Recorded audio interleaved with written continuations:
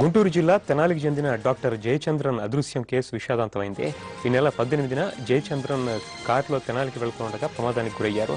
దుగ్గిరాల సమీపంలో కృష్ణా పశ్చిమ డెల్టా కాలువలోకి ఆయన కారు దూసుకువెళ్లింది.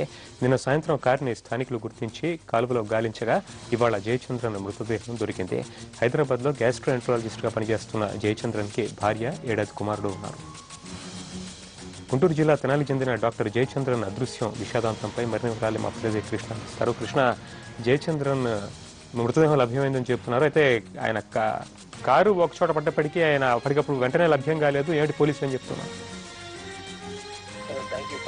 గుంటూరు జిల్లాకు చెందినటువంటి డాక్టర్ జయచంద్రన్ కారు అదృశ్యం కేసు గత 10 రోజులుగా గుంటూరు జిల్లా తెనాలి ప్రాంత వాసులు ఒక మిస్టరీగా ఉంది. అయితే ఈ మిస్టరీ విషాదాంతంగా మారడంతో బంధువులే కాకుండా తెనాలి ప్రజలు కూడా కొంత దిగ్భ్రాంతికి గురైన పరిస్థితి. ఇప్పుడు ప్రధానంగా విజయవాడ గాంధీ హాస్పిటల్లో, హైదరాబాద్ గాంధీ హాస్పిటల్లో పనిచేస్తున్న జయచంద్రన్ ఎప్పటిలాగే అంటే వారానికి ఒకసారి వచ్చి వెళ్తూ ఉంటారు తెనాలి.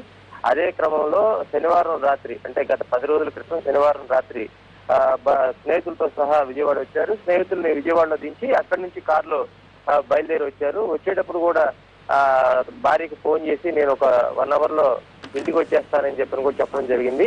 ఆ తర్వాత రాత్రి ఈ సమయంలో తుమ్మకూడి సమీపంలో దాటిన తర్వాత కారు అదృశ్యమైంది. ఎంతకీ రాకపోవడంతో తెల్లవారి వెళ్లి బంధువులు ఫిర్యాదు చేశారు. ఆ ఫిర్యాదు చేసిన తర్వాత మొత్తంగా కూడా బంధువులంతా కూడా వెతకటం, తర్వాత థ్యాంక్ యూ కృష్ణ.